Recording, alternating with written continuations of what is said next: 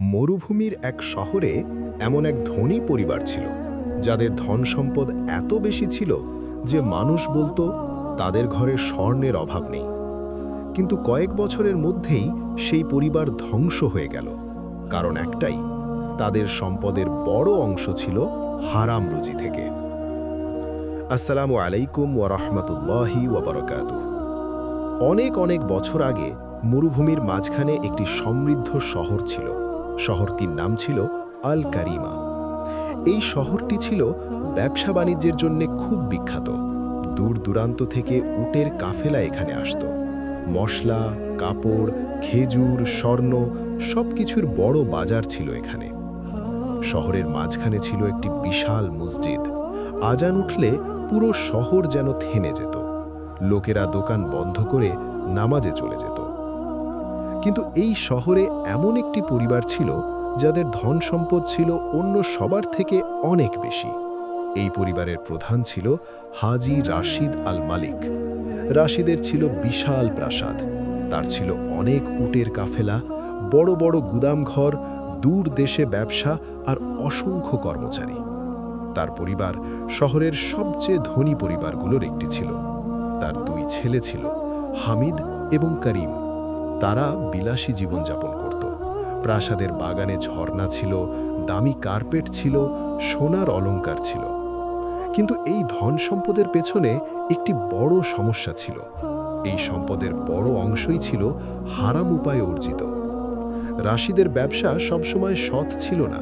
সে অনেক সময় মাপে কম দিত। কখনো কখনো সে নিম্নমানের পণ্য ভালো পণ্যের নামে বিক্রি করত। কিছু ব্যবসায়ীর সাথে সে সুদের লেনদেনও করত। কিন্তু বাইরে থেকে সবকিছু খুব সুন্দর দেখাতো। মানুষ শুধু তার ধন সম্পদ দেখত। একদিন বাজারে একজন গরিব ব্যবসায়ী অভিযোগ করল। সে বলল, হাজী রাশিদের লোকেরা আমাকে কম দামে পণ্য নিতে বাধ্য করেছে।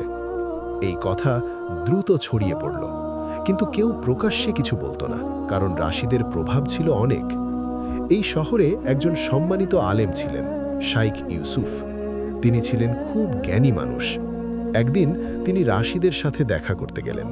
তিনি বললেন, হে রাশিদ, আল্লাহ তোমাকে অনেক ধন নিয়েছেন, কিন্তু মনে রেখো, হারাম রুজিতে বরকত থাকে না। রাশিদ হেসে বলল, শাইখ, ব্যবসায় একটু চালাকি না করলে লাভ হয় না। শাইখ শান্তভাবে বললেন, যে ধনে হারাম মিশে যায় সেই ধন একদিন ধ্বংস ডেকে আনে। কিন্তু রাশিদ এই কথাকে গুরুত্ব দিল না। রাশিদের দুই ছেলে ছোট থেকেই বিলাসী ছিল। তারা কখনো কষ্ট দেখেনি। তারা বাবার ব্যবসার কৌশল শিখেছিল, কিন্তু সততা শেখেনি। একদিন হামিদ বলল, বাবা, মানুষ যদি বুঝে যায়? রাশিদ হেসে বলল, মানুষ ধন দেখে সম্মান করে, ধন থাকলে কেউ প্রশ্ন করে না। এই কথাগুলো তার ছেলেদের মনে গভীরভাবে বসে গেল। এক বছর পর তাদের একটি বড় কাফেলা মরুভূমির পথে বের হলো।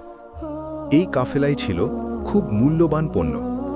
কিন্তু মরুভূমির পথে হঠাৎ ভয়ঙ্কর ঝড় শুরু হলো। বালুঝড় এত শক্তিশালী ছিল যে অনেক উট হারিয়ে গেল, পণ্যও নষ্ট হয়ে গেল। যখন খবর শহরে পৌঁছালো, রাশিদ প্রথমে খুব চিন্তিত হল, কিন্তু পরে বলল, এটা ব্যবসার ঝুঁকি। সে আবার নতুন ব্যবসা শুরু করল। কিন্তু এরপর অদ্ভুত ঘটনা ঘটতে শুরু করল। রাশিদের দুই ছেলে ঝগড়া করতে শুরু করল। তারা ব্যবসার লাভ নিয়ে তর্ক করত। প্রাসাদের ভেতরে শান্তি কমে যেতে লাগল। যে পরিবার একসময় খুব শক্তিশালী ছিল, সেখানে এখন অশান্তি শুরু হলো। একদিন শহরে খবর ছড়ালো, রাশিদের একটি গুদামে আগুন লেগেছে, অনেক পণ্য পুড়ে গেছে। মানুষ অবাক হয়ে বলছিল, এত বিপদ কেন আসছে? শাইখ ইউসুফ শুধু বললেন, হারাম ধনে বরকত থাকে না। এই ঘটনাগুলোর পরও রাশিদ তার পথ বদলাল না, বরং সে আরও বড় ব্যবসা করার সিদ্ধান্ত নিল। সে ভাবল, একটা বড় লাভ সব ক্ষতি পূরণ করে দেবে। কিন্তু সে জানত না, এই সিদ্ধান্তই তার পরিবারের ইতিহাসের সবচেয়ে বড় বিপদ ডেকে আনবে, এবং খুব শিগগির এমন ঘটনা ঘটবে যা তার পুরো পরিবারকে ধ্বংসের দিকে ঠেলে দেবে। রাশিদ তখনও বুঝতে পারেনি তার জীবনে যে ঘটনাগুলো ঘটছে সেগুলো শুধু দুর্ঘটনা নয়, এগুলো ছিল একের পর এক সতর্কবার্তা। কিন্তু মানুষের হৃদয় যখন অহংকারে ভরে যায়, তখন সে অনেক সময় সত্য দেখতে পায় না।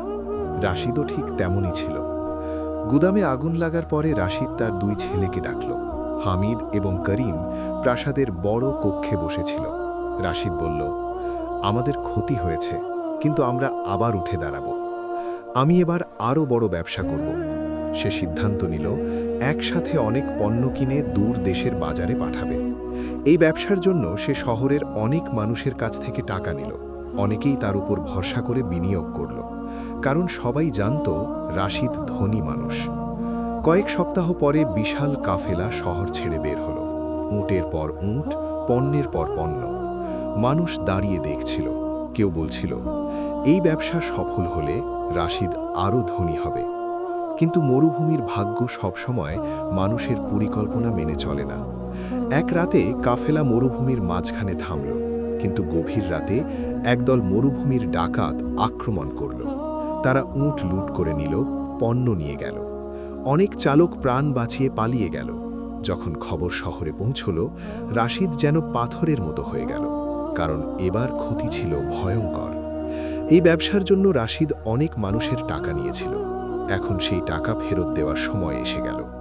মানুষ তার প্রাসাদের সামনে আসতে লাগল, আমাদের টাকা ফেরত দিন। প্রথমে রাশিদ সময় চাইত, কিন্তু সময়ের সাথে সাথে তার অবস্থা খারাপ হতে লাগল। এই সময় তার দুই ছেলের মধ্যে বড় ঝগড়া শুরু হলো। হামিদ বলল, সব তোমার ভুল সিদ্ধান্তের জন্য হয়েছে। করিম বলল, তুমিও তো ব্যবসার দায়িত্বে ছিলে। প্রাসাদের ভেতরে প্রতিদিন ঝগড়া হতে লাগল। একসময় হামিদ রাগ করে শহর ছেড়ে চলে গেল। কারিম বাবার সাথে থেকে ব্যবসা সামলানোর চেষ্টা করল, কিন্তু সে বাবার থেকেও বেশি বেপরোয়া ছিল। সে আবার সুদের ব্যবসায় জড়িয়ে পড়ল, আরও ঝুঁকিপূর্ণ ব্যবসা শুরু করল। ফলাফল হলো ক্ষতি আরও বাড়ল। একদিন রাশিদ বাধ্য হলো তার প্রাসাদ বিক্রি করতে। যে প্রাসাদে একসময় রাজকীয় জীবন ছিল, আজ সেটি অন্য একজন ব্যবসায়ীর হাতে চলে গেল। রাশিদ এবং তার পরিবার একটি ছোট ঘরে চলে গেল। শহরের মানুষ অবাক হয়ে বলছিল, একসময় এই পরিবার শহরের সবচেয়ে ধনী ছিল। একদিন রাশিদ মসজিদের সামনে বসেছিল। সে খুব ক্লান্ত এবং দুর্বল দেখাচ্ছিল। সেই সময় শাইখ ইউসুফ সেখানে এলেন। তিনি রাশিদের পাশে বসে বললেন, আমি তোমাকে অনেকবার বলেছিলাম, হারাম রুজিতে বরকত নেই। রাশিদের চোখে পানি চলে এলো। সে কাপা কণ্ঠে বলল, আমি তখন বুঝিনি। রাশিদ বলল, আমি শুধু ধন বাড়ানোর চিন্তা করেছি, কিন্তু কখনো ভাবিনি এই ধন কোথা থেকে আসছে। শাইখ শান্তভাবে বললেন, মানুষ ভুল করতে পারে, কিন্তু সবচেয়ে বড় কথা হলো ভুল বুঝে ফিরে আসা। রাশিদ মাথা নিচু করে কাঁদতে লাগল। হামিদ দূর দেশে হারিয়ে গেল। কারিম ঋণের বোঝায় ভেঙে পড়ল, আর রাশিদ তার শেষ জীবন কাটালো সাধারণ মানুষের মতো। তার কাছে আর ধন ছিল না, কিন্তু এবার তার হৃদয়ে অনুশোচনা ছিল। আল কারিমা শহরের মানুষ এই ঘটনা বহু বছর ধরে মনে রেখেছিল। তারা তাদের সন্তানদের বলতো, হারাম রুজিতে কখনো বরকত থাকে না। যে ধন অন্যায়ের পথে আসে, সেই ধন একদিন ধ্বংস ডেকে আনে। ধন মানুষকে বড় করে না, হালাল রুজি মানুষকে সম্মানিত করে, আর হারাম রুজি একসময় মানুষকে অপমান আর ধ্বংসের দিকে নিয়ে যায়।